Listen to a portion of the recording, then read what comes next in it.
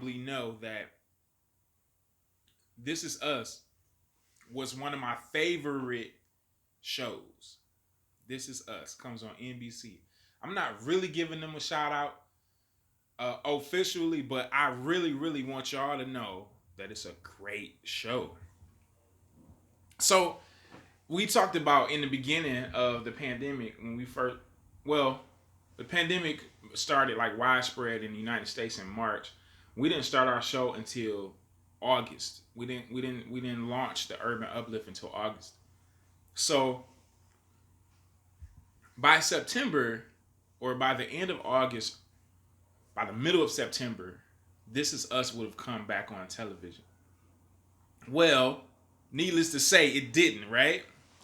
So what happened is, you just wait, you wait, and then you understand. First, you want to see, well, man, is my show coming back on? And so once we figured that out, okay, the show is coming back on. So the next thing was, when is it coming back? And so I remember looking at the date, and I knew it said sometime in November, but it was so far off that I just put it out of my mind. So, all right. So what happens is the show came on, I think on the day last week, whatever a week from yesterday was, or a week from Tuesday. No, a week from Wednesday. So I didn't catch it, but it came back on the 11th, which was yesterday. So for those of you that are Hulu fans or have Hulu, you know that you can catch the show the next day, right? So I just so happened to look at Hulu, and I don't know why I'm taking so long to tell this story, but I just so happened to look at Hulu. On Hulu, I see This Is Us, season 5. And then the first episode is a two-part episode, and then there is a third episode. Okay, so I began to watch This Is Us. Let me tell you, the acting on that show is phenomenal. Phenomenal. It was so good that I almost needed to turn it off because it was too sad. It was so good that it was sad. And those of you that are, I don't want to say fans, but those of you that watch This Is Us and you didn't know it was back on, I'm not going to spill any beans. But let me just tell you, you need to get over there and watch it. Now, some probably should say I shouldn't be such a proponent of that type of entertainment, whatever have you. Some super safe people may say that.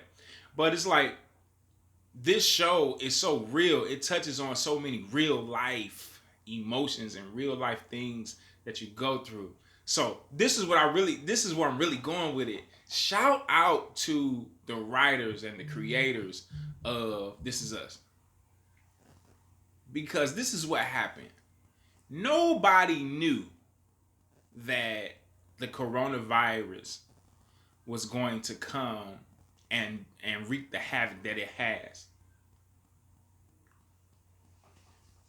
Watch the significance in this, because the season wasn't over. Last season wasn't over before COVID came and wreaked havoc. Now, I do understand that a lot of that stuff is pre-taped, right? Probably few months in advance in some cases. I do get that. But look at the genius of what it took for the writers, the creators, the cast, the producers, everybody that had a hand in This Is Us. The way they pivoted, oh my goodness. And so, without saying too much, I'm just going to say this one thing. The coronavirus is all up and through This Is Us. Now, keep in mind, we said that a lot of that stuff is pre-taped. So that meant that as soon as that hit, those people were innovative enough to start jotting down notes. I mean, it's so relevant that you feel like you listening to some people that you know have a conversation.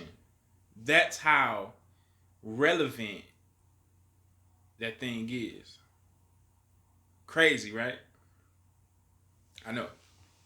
I know. So, um, there was, man, I want to tell y'all, but I can't. I can't tell you. So,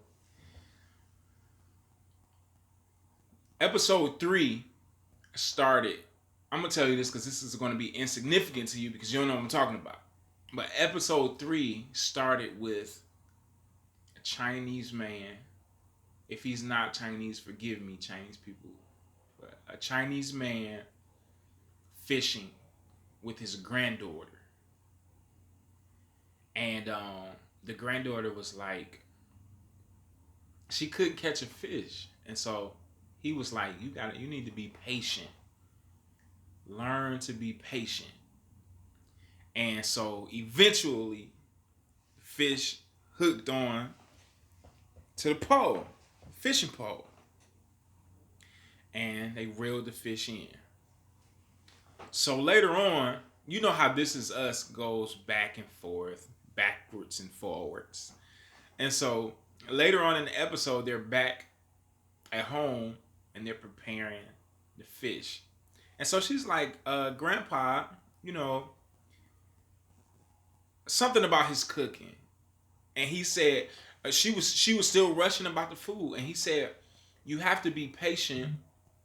And when you cook for someone, that shows how much you love them. And so she was something along the lines of, Grandpa, who do you cook for? Or who did you cook for? And he said, I cooked for a woman that I loved. And this girl breaks out and says, is it the woman in the pictures? That's all I'm going to say. That's all I'm going to give y'all. If you watch This Is Us, you got to go and watch it. You're going to be like, whoa. Whoa, whoa, whoa, whoa. And that story that I just told you, it might have happened at the end of episode 2. But it picked back up at the beginning of episode 3. Somewhere along in it, some tell of it. It's one of those. I promise you, when I watched it, I had to stop. Yep, it was at the end of episode 2. Because I had to pause it before episode 3 came on and say, Like, I had to stop and say, wow. So I'm telling you, that's the effect that it's going to have on you. So, but speaking of fish, though, remember yesterday, so that's my little review on This Is Us. All right. And also, I'm doing something different. Those of you listening to me right now on I almost said Kingdom Sound. Those that listen to me right now on Urban Uplift, I am actually videoing this commentary, this monologue, and it's going to be available on YouTube as well. So usually, I put the audio up on YouTube. Well, this time it's going to be video. We trying it out. I told y'all we were going to progress. We were going to be innovative. We were going to do better. And that's what we're doing. We just want to make sure it's done with excellency. And so that's what we're working on, making sure we do things in the spirit of excellence. Now, remember yesterday we talked about faith. And, without faith, it's impossible to please God. And so, putting your faith, put action behind your faith and watch God do this and watch him do that. And so, with that in mind, I got a revelation just in that episode about the fish. When the girl said, well, it wasn't even so much about what she said. It was just about, I thought about the fish and I was like, man, she caught this fish. She was waiting on this fish and the fish was pretty big. My immediate thought was, man, they're going to be able to eat off this fish for maybe a couple of days. And then I was like, they have to wait on it. But they're going to be able to eat off of it for a couple of days. Then I thought about the old saying, if you give a man a fish, he'll eat for a day. But if you teach him to fish, he'll eat for a lifetime. If you give a man a fish, he'll eat for a day. If you teach him to fish, he'll eat for a lifetime. So then I was like, man, that's almost how faith works.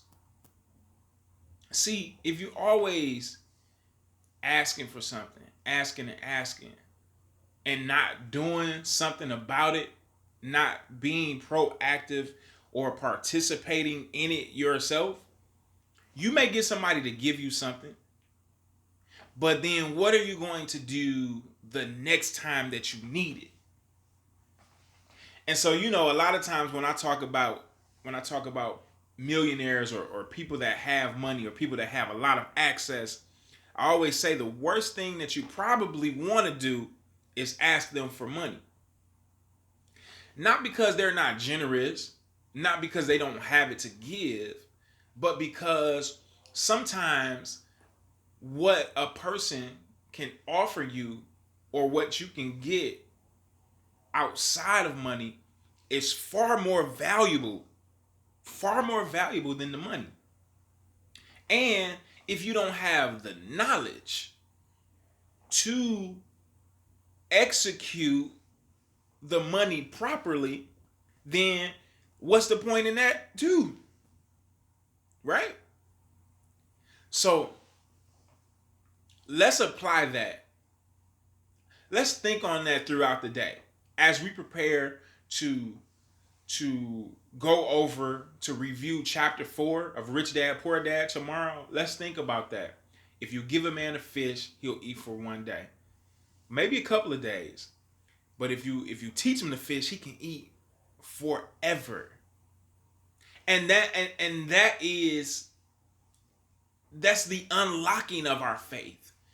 That is the action part of it all. That's the works part of our faith, because it's like, teach me, O Lord, show me. I want to learn this thing. And so now when you understand that you have unlimited access to his favor, and when you understand that everything that is going to happen has already happened, we just have to tap into it. See, that all springs from faith. It takes faith to receive it. It all springs with faith, through faith. And then in order to get the faith, in order to have faith, you got to build relationships. So it all goes together. It all just some kind of way just works out. It all works. It works together for the good. So again, when we review Rich Dad Poor Dad, I want you to keep that in mind. Keep in mind, and the reason I brought that particular angle up from it is because a lot of times you hear people say, man, if I just had this amount of money, or rich people should do this with their money, or somebody should give me this amount of money. No, because if they gave it to you, then what? And that's kind of where we find ourselves in society right now. It's like you have a group of people that's looking for the government or looking for someone to do something for them. But then you also have that group of government that will do that so that they can secure your vote. So they'll give you enough.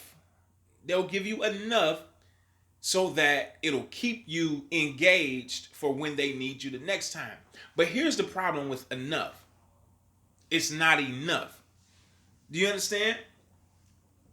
Enough is never enough because anything can happen. And so what do we need? We need more than enough. The reason we need more than enough is because if something happens, then we'll be able to deal with it. And and I got to go back to this fishing analogy. That's what fishing is. If you know how to fish, now you have the ability to not just eat today, but you can eat for the rest of your life because the skill set that you've learned is more than enough. Now, if somebody gave you a fish every single day, or every time you got hungry, somebody gave you a fish, chances are you never learn how to fish. But how would that benefit you? Because what happens if that person isn't able to give you a fish anymore? Then your fish supply is cut off. You can't eat anymore. So that's why it's important to be self-sufficient. I know it sounds like I'm talking in circles, but I'm actually getting to the point that I want to get to. And this is like an everyday point here in the Mike Brown Morning Show. But we want to build our communities. We want to be self-sufficient. And I told you, this decade for our people is going to be the greatest that we've seen in our lifetime. If it's money you want, money you'll have. If it's success you want, success you have. But how? See, it's already there, but how are you going to attain it? You have to have working faith. That's right. That faith can't be dead. If faith without works is dead. So my faith has to be working faith. All right? That's how we're going to do it. That's how we're going to get to it. You might hear me say that, if not every day, almost every day. Like I told you, Bishop Jordan said sometimes when the prophet sends forth a prophecy, it sounds like a miss until it happens. We saw what happened with Noah when he kept saying, it's going to rain. It's going to rain. Children, it's going to rain. And they didn't believe him until they saw him floating on the boat. All right, it's the Mike Brown Morning Show. Listen, all I want you to do is go tell somebody to subscribe to the Mike Brown Morning Show on YouTube. Tell them to download the Urban Uplift in their Apple Store, the App Store on their Apple device, or the Google Play Store on their Google device. Don't go anywhere. We'll be right back.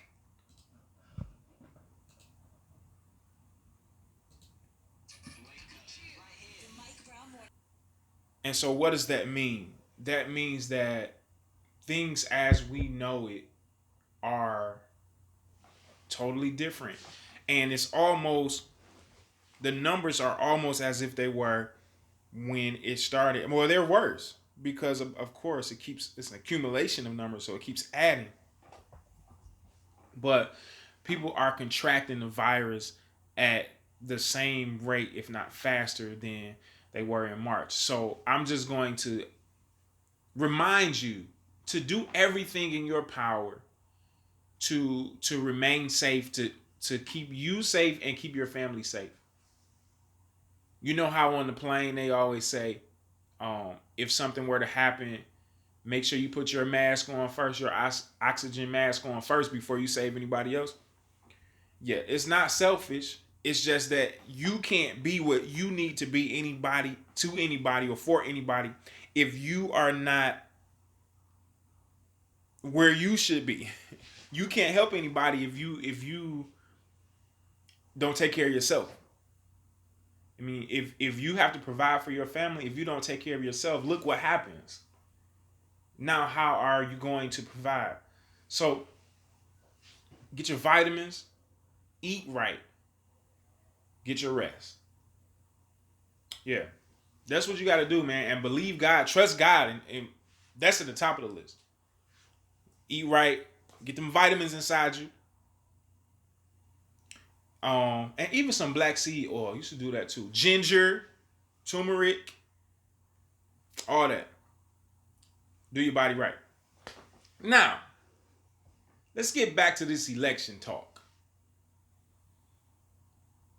How in the world? I know I'm fussing. I fuss every day about this. But what is Donald Trump again thinking about? You can't change the rules because you want to remain president. That's just not how it goes. His legacy, if we can call it that, was already going to be jacked up. But now He's going to be the first person in, I want to say I'll just say in modern history, as far back as we can touch anybody. He's going to be the first incumbent or candidate that is acting like he's not going to concede. And the reason I put it that way is because one of the political pundits said that this has happened before in like the 1800s. So, as far back as we can probably trace people would probably be a little bit pre-abolishment or mid 1800s. So we can't trace anybody back that far. I'm talking about black people now, our ancestors that were born slaves. So in our lifetimes, in the lifetimes of our parents, grandparents, great-grandparents, great-great-grandparents, nobody has ever been this foolish in this regard. It's crazy. But now, what we have to recognize is this spirit ain't new. We just got a chance to see that what always was still is. It's just now manifested openly through the person of Donald Trump. And that spirit spews on to the people that have the spirit, but now they just open about it. Yeah, just like the Ku Klux Klan was back in the day. Those were the very same people that were in church praying. And they would go and burn your house later that evening. That's hate. And so we've seen it in all different shapes and forms. But another open example of it is something as simple as denouncing white supremacy. Or or not denouncing white supremacy. Or something as simple as remember when there was, I forget the exact, Charlottesville. Remember in Charlottesville, Virginia, back in 2016, when the white supremacy groups and the protesters were in Charlottesville because the city wanted to remove a Confederate statue, and then it became an uproar. And remember, some people were hurt. It was violence. And here's what Donald Trump said. And y'all remember, if you was listening to the show back then, you remember I went off. He said there are good people on both sides. No, sir. Even if you feel that way, that's not the time to express that. That's how you incite that type of behavior. And as a matter of fact, that's when Joe Biden said that he decided to run for president. That's why he ran for president, because of that. So, you can't change what's been in place for 240 years. It's ridiculous. So I want to read this article.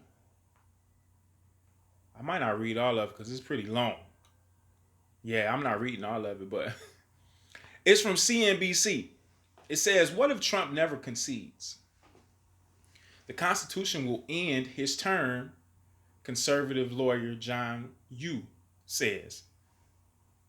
Okay, let me say this before I even read it. I said the same thing. Remember yesterday when I played the clip of what Van Jones said about he could just go on to be president if he doesn't concede, and then he could be sworn in January? But first of all, if he doesn't win the Electoral College, what court would push for it to go to the next phase of making Congress? Now, there are phases to this.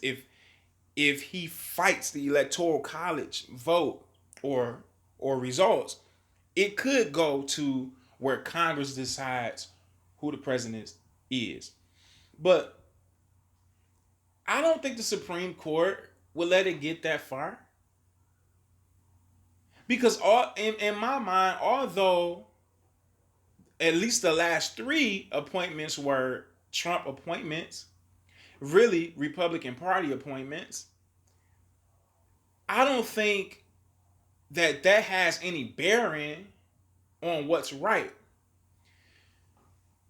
I choose to believe those that are judges at that high level will not let these types of things dictate how they rule or how they judge.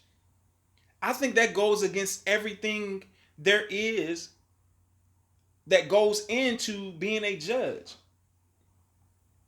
And I don't think because they got his nomination that they just going to be yes men, not in that office. I might be naive and hopeful, but I just don't think that. If I'm wrong, man, it's another sad day in America. But that's become the norm. But I hope that I'm right about this. That it wouldn't even get there. But then here's another thing I thought about. Who would swear him in as president? I wouldn't. I'm calling off that day. I can't make it. That goes against our democracy as a country. We can't no, we're not about to do that now. We had our turn. We're not going back. We're not going to be slaves. We're not going to live in a communist society. We're not going to live in a dictatorship. No, sirree. No, sir. Donald Trump and everybody that supports him. And I know we talked about it a little bit yesterday, but I got to bring it up again. The evangelicals. Did I say that right? Evangelic. Yeah. What is going on, man? We talk about the same God. How in the world can we? Come on, man. It reminds me of something that Malcolm X said. He said he was at a church actually when he made the speech. Figure that out. Malcolm X was at a church making a speech. And he said, I'm a Muslim. I'm a Muslim minister. Just like some of you or a lot of you are Christian ministers. Now, this is why I have to respect him, because he owned what it is that he believed. At the same time, he didn't push it on anybody, but it was what he believed. And he owned it and he wore it. How can you not respect somebody like that? Because what you're going to do is respect me for believing what I believe and owning what I believe. So if I expect that same respect from somebody else, how can I not give that same respect? That's number one. But he said, although that's the case, that's not what we're here to talk about today. He said, how about we put our religion and what it is that we believed, what we believe spiritually, let's put that aside and get something done for the betterment of our people. Isn't that powerful? Yeah, you believe what you believe. But when we come to this conversation, if that's going to keep us from progressing as a people, if that's going to keep us bound as a people, leave that there. And when we get finished with this conversation, you probably gonna need to go back to it because you're gonna need to go pray and say, Lord, these people crazy. Whatever you got to do. But while we're in this conversation, we got to figure out how to live together peaceably. That's and God and for you evangelicals that's saying that you are born again believers, it's no way. It's no way. Because you can't fight that hard for such an unjust system. As a matter of fact, no believer should be using their platform as a believer for either party. Yeah, it's wrong. Yeah, abortion is wrong. Of course it is. We don't need the government to tell us that that's wrong. Of course it is. Is same-sex marriage wrong? Absolutely it is. If you're a believer, yeah, it's wrong. It's always going to be wrong no matter what, though. Now, I don't think the law should have been passed, but that's neither here nor there. It's passed now. Think about the people that said the abortion law should have been passed. That's been 40 years. So what are you going to do? What I'm saying is, it's not going to change anything. People are going to do what they're going to do no matter what. So why would you take something so sacred? Why would you bring your closet experience to the public and try to fight for it? And y'all know how I feel about that. I'm supposed to be reading this article and I'm out on this tangent. I gotta finish it now. But y'all already know how I feel about that praying and stuff. Like when people be on Facebook and YouTube and they speaking in tongues and chanting and stuff like that. We should have never saw that anyway. We should have never saw that Paula White video. That wasn't for us. That was for her. That was for those parishioners in that building. Now, what I don't know is if that was sanctioned by her. I don't know if it was okay by her for that to go out to the masses. I don't know that. But if it was, that goes against everything Jesus said about prayer, especially the way she was praying.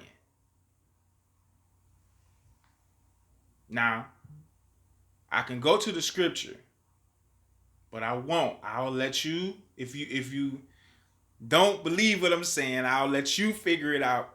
I'll give it to you. It's in Matthew, the 6th chapter.